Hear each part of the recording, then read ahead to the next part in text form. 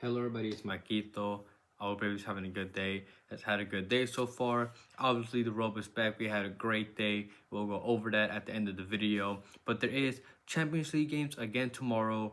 There's 4 games and there's actually a Premier League game, Everton, Liverpool. And I actually didn't find as much as I thought I would find. I feel like these games are a lot closer than the ones that were today, or at least the lines. A lot of lines aren't up yet, and I just feel like there wasn't that much I feel like I could have worked with. But either way, I did still find something that I like.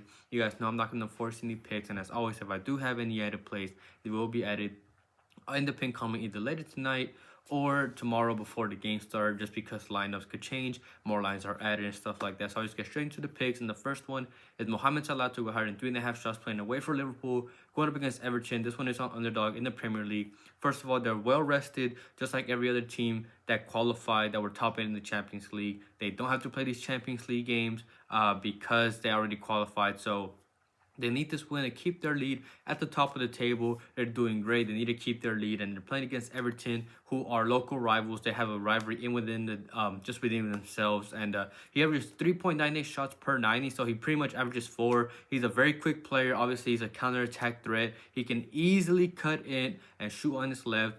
Everybody knows he does it, but nobody can stop it because he doesn't need a lot of space at all. Sometimes he doesn't even cut in. He just runs straight at the ball. Like barely opens up his body and shoots. He doesn't even need to cut in. He doesn't need a lot of space. And they already played once this season, and they played twice last season.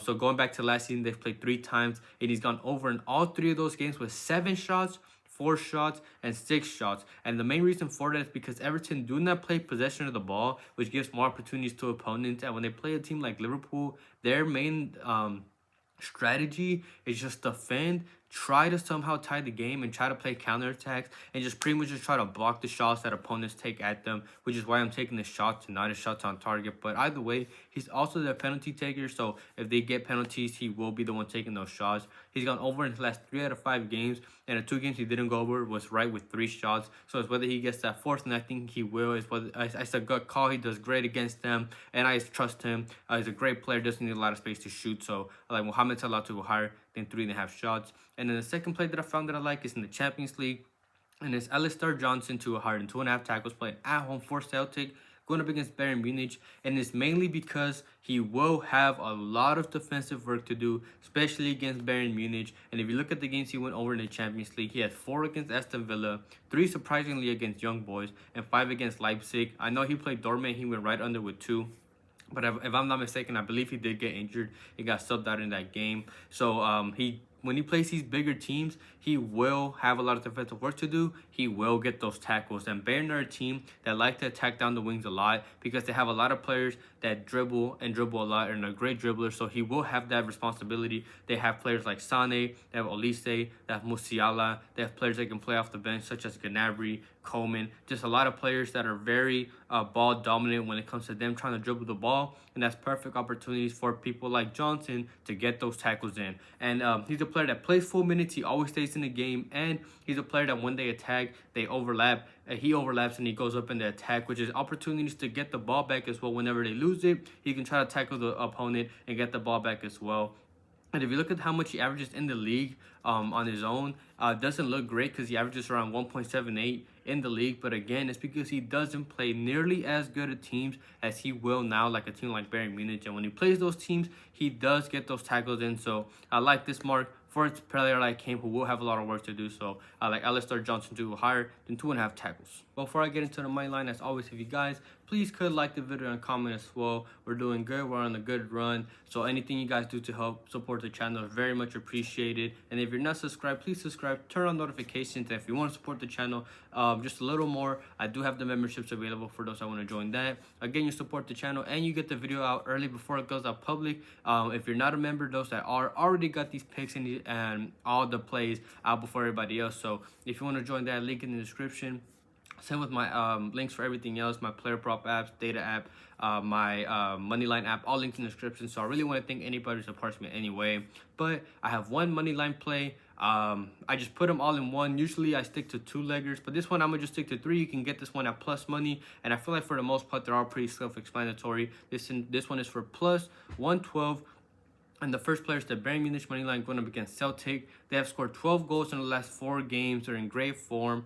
In the last 4 games, they've won all of those. And Celtic are a team that are good domestically, but not so good against these bigger teams. They lost to Villa 4-2. They lost to Dortmund 7-1.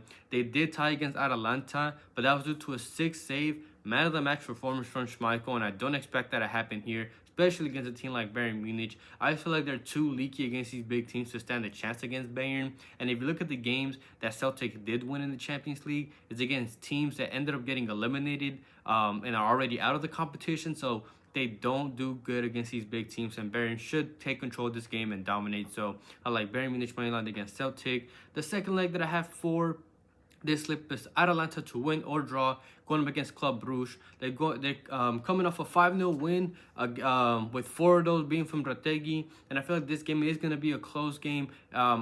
Probably a slow scoring game, but I just feel like Atalanta's quality in general is what's going to pull them through against Brugge. Brugge can't defend through balls, and Atalanta are a team that like to control, first of all, possession of the ball and control it in the opposition half and pressure opponents into making mistakes. And they're a team that even if they're somehow down, they will fight back. And again, I feel like Atalanta's quality is going to be too much for a team of Brugge to handle. Brugge are not in good form. Their last game, they barely scraped a 1-0 win against Sparta, a team that's a bottom half in their league, close to relegation, and they were a man up pretty much all of the second half, and they barely scraped that. And before that, they were winless in the 5 before that, and this pick is just them to not win, Brugge to not win. So we just need Atalanta to at least get a draw here.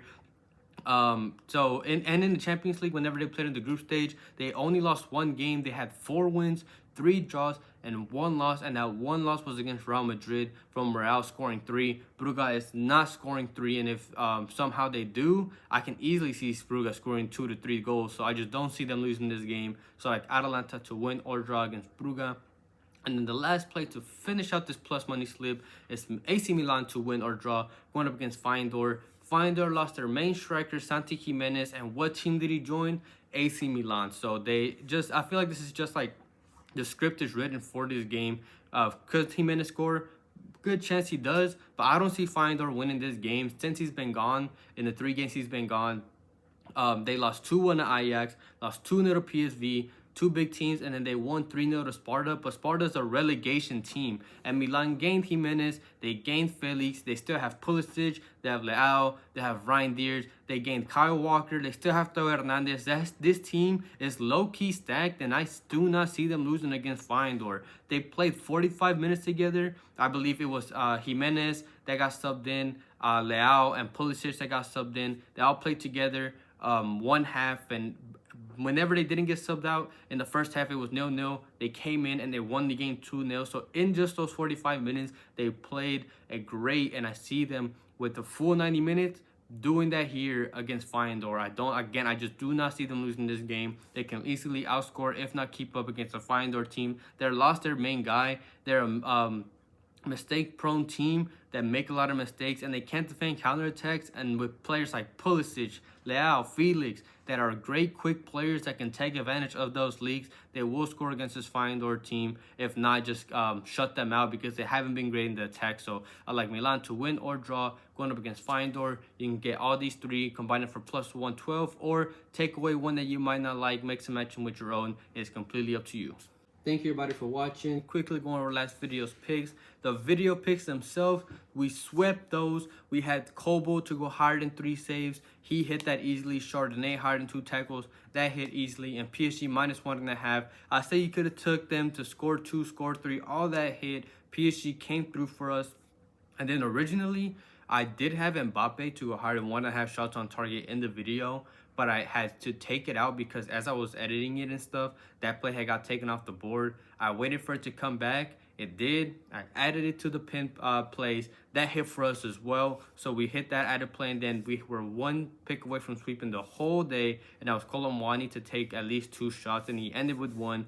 Got subbed out, so that was unfortunate. We swept the video ones 3-0. Total overall went 4-1, so we had another great day. We brought the roll back out, and hopefully in tomorrow's video, I'll be wearing it again going into tomorrow's like the Champions League games like I mentioned. If I do have any edit plays, they will be in the pinned comment. either later tonight or tomorrow. And for those that don't know, I do have a free Discord linked in the description. I don't have a premium, just for those that want to join a great community where people post their slips, talk about the games, talk during the games, all that good stuff. So if you want to join that, more than welcome to in the description. But other than that, I hope everybody has a good night, a good day, and we can cash out again tomorrow.